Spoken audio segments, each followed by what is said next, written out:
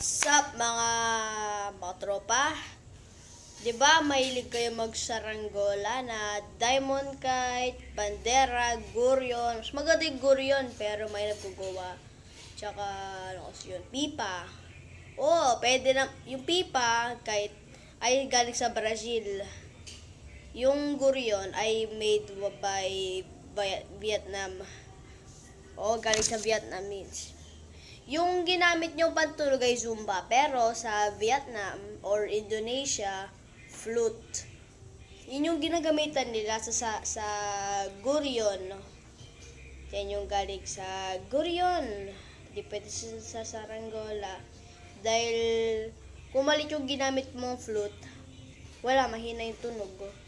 Tsaka pitch up, parang pag pinalayo mo lang. Pero di masyado malayo, di mo marinig. So, kailangan nyo zumba na lang. Mahirap gugawa yung flute kasi galing naman sa bamboo na circle dahil mahirap. So, beginning, paano magawa ng bandera. I show you how to make bandera. Pwede kita tutulungin. Ito gagawa ng bandera. Basic naman. So, ganito yung stick yung kailangan. Dapat di siya pwede, walis ting-ting dahil mahirap naman gagawa. Dahil, wait lang, magic. Okay guys, para alisin natin to, para mas maano to, para mas straight. Ginamit kong ruler ko dyan, na binili ko. Yun yung binilian ko. Pinagpabili ko lang. Kung gusto mo kang ibang inch na gusto mo, ibang inch. Dapat lagay mo dito hanggang ganito. Iwanan mo lang dito. Haya mo. O, yan tama. Dapat parehas sila. Dapat pantay. Kung di sila pantay, syempre, ikot lang yan. Syempre, maikot talaga, mga bossing. Dapat straight siya. Straight. Or kaano bang malaki na gusto mo dyan? Kaano ba? Dapat lakihin mo ang ano dito. Pero wag mo pa ka masyado mahaba or mahaba. Dahil dapat malaki yung size dapat. Parang large size. Dapat dito lang sa half. Half lang ganyan. Para dito lang yung iwanan mo dyan. Dahil gagamitin mo yan para kailangan kasi ng bigat. E di kung wala to, ay syempre, magdadive lang. Ganyan to ganyan. Bumaba. Dahil sa first making bandera, syempre, first making bandera, umikot siya. Ay hindi, nagda-diving. Syempre, diving. Kung gusto mo dagdagan mo pa ng bigat, ilagay mo dito ang stick. Tapos, pero kailangan mo ito tatali. Kailangan mo ito itali. Dito itali, tsaka dito sa kabila. Tsaka dito rin. At kasama sa kabila. Ito rin, kasama rin. Kung may ganyan yan, syempre, ganyan mo na lang. Kung may stick dyan, dito stick. Kung wala yan, okay lang yan. Pwede naman malilipad. Pero ganyan, pwede pa rin malilipad. Pero mabigat siya konti. So, yan na lang yung ganyan kasi yung basic naman gagawa. Yan. Nilagay mo ng sinulid. Dapat sinulid. Kung malaking ginamit mo, gamitin mo tansi. Bumili kang tansi. Oops, ito pa rin yung sinulid dahil dapat straight. Para siya. Di siya ikot. Dapat siya, tight siya. Pero wag mo paka-tight dahil masisira yung or or nagkaroon ng problema sa syempre, mo dyan sa ranggola mo. Yan. Ito, Bloods. Ayun na mga kite lovers. Mahilig kayo magsaranggola? Tutulungan kita kung paano gagawa ng bandera. Ito yung sinulid. Ito yung stick. Dapat din naman siya pwede kahoy. Mas maganda yung kawayan o walis ting-ting. Pero yung walis ting-ting, yung malit yung ginamit mo, ay, nako. Pwede mabagsak kung nilakihan mo yan. Dahil, kano ba siya tik? Kung nilipadan mo, bigla na, naputol yung stick. O yan, kung tapos na yan, lagyan mo ng plastic. Ready mo na lalagay ng plastic. Kung kano gusto mong mahaba yun. Kung kano gusto mong mahaba, dapat nakadikit sila dito. Pero wag mo sasama dito dahil pang ano yun. Or mali kung gusto mo, or wag, di pwede. Dahil maano. Kung anong gusto mong pinakamahaba, pwede mo i-design dyan. Pero dapat gamitin mo marker, plastic, or dapat yung mga gamit na hindi siya mabigat. Parang ano siya, parang grams. Oo, yung grams.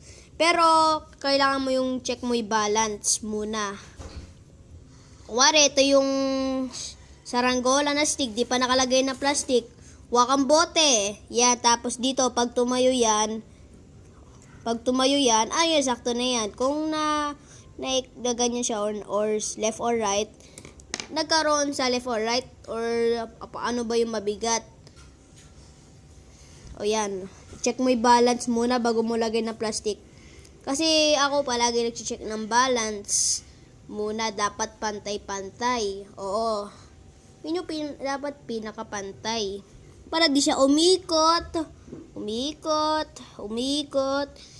Diyan or diyan.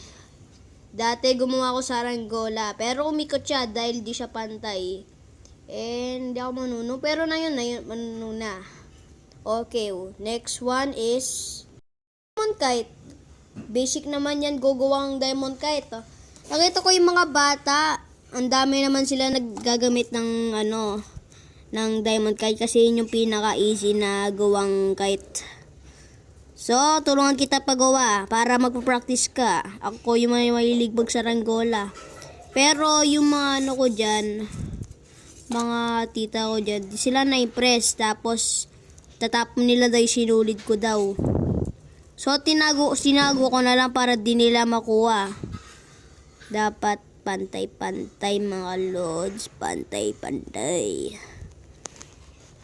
Wag ko pa kapantay dahil yan. Ito yung pinaka naman easy naman yan eh. Pinaka easy pa mo. Pero tapos dapat talihin mo dito.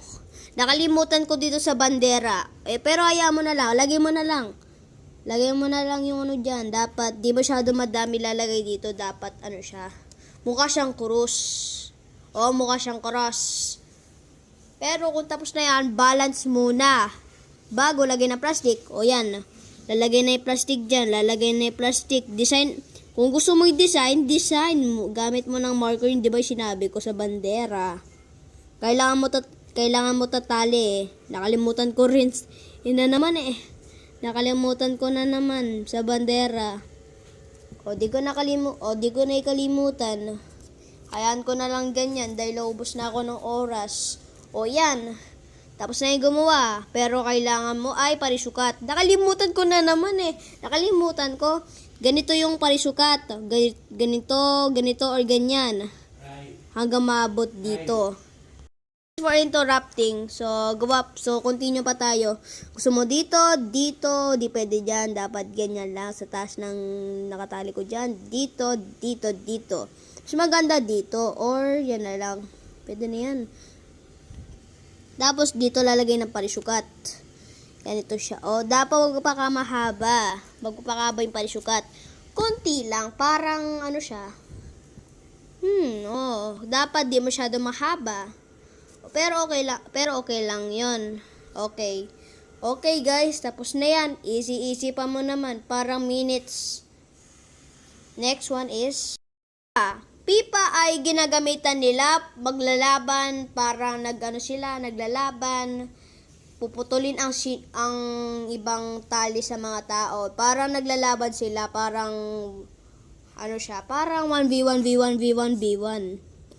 Madami yun. Nakita ko dyan sa cellphone ko. Nagsiscroll ako. Nag-search akong pipa. Ang dami naman pa mo. Yung pag madaming tao, tinawagan natin pipas. Kung pipa, ay isa lang tao na gano'n. Nagsasaranggola.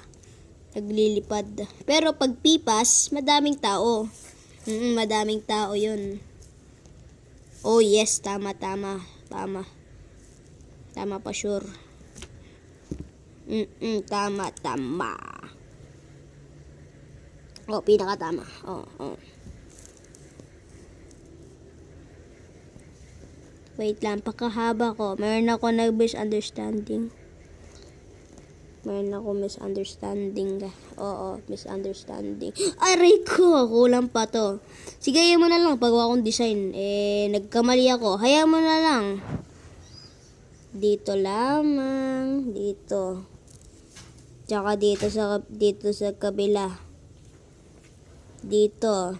Tsaka dito. O, yan. Pero, lagay mo dito. Ito lalagay sinulid dito. Para pantay. Tapos ganito rin, kasama dito rin. Ganito rin, ayan. Ganyan sila, ganyan siya. Tapos, dito mo lang lalagay yung mga plastic. Dito lalagay yung plastic dyan. O, dito lalagay ng plastic. After lalagay mo ng plastic, lagay mo, pa-balance mo, kagaya sa kanilang dalawa. Oo, balance. Kung gumawa kang saranggola, pero di mo nilagay ng plastic, na-realize mo kailangan mo magbabalance. Dahil nagbabalance ako. Ganito yung paper. Papakaba natin dito para di ko makalimutan. Para pantay-pantay. Yan ang tapos na yan. O, next one is yun. Pero, di ko naman kayo gugawa. Pero, yung ginagamitan ko, maliit. Ito yung gagawinin. So, ano ko na lang guys. Pasensya naman guys. Pasensya. Ito yung sa likod dyan. Ganito siya sa likod. Or nagkamali ako. Tingnan mo lang. Para double check natin. So, ano natin. Pagawa natin itong plastic guys. Oo. Nagkamali ako guys. Dahil di ako manunong. Pero manunong lang ako gugunting ng gumawa ng guryon. Dahil di ako manunong gumawa ng guryon eh. For real. Not going to lie, marunong ako maggugunting pero di ako marunong magdodrawing ng guryon. Dahil, di ako marunong magdodrawing. So, kinopy ako na lang dito. O, dyan. Kailangan mo ng stick. Dapat kawayan na yan. Oo, kawayan na yan. Tsaka di naman pwede, ano kasi yun? Yung ano kasi yun? Walis ting-ting. Oh, ting-ting. Dahil ano na yan, dapat malaki na yan. Large size. Kung paano ka gumawa ng guro yun, pero maliit ang pero walis ting-ting ginamit mo. Syempre, mini guro yun na lang. Okay lang naman. Pero balance. Kailangan mo ng balance. Dahil, kung di mo naman binalance, hinayaan mo lang, lumipad ka sa ranggola, bigla umikot. Kung chinek mo yung balance, ayan, paldo ka na. Dapat gamitin mong glue or, ano yun? Shoe glue. Oo, shoe. Dapat yung glue yung binili mo, super glue. Or di naman pwede super glue eh. Nakakahirap talaga eh. Nakaka-stress talaga parang yung super glue, parang tubig siya. Mukha siyang tubig. Tapos yung amoy niyan, grabe. Ang lakas namang amoy. Parang nalalason na ako dyan. Isang amoy. Grabe, lakas naman pa mo. Sobrang lakas. Oo, sobrang lakas na yan. O yan guys, guryon. Nagawa ko na. Balance, bago mo lagay ng plastic.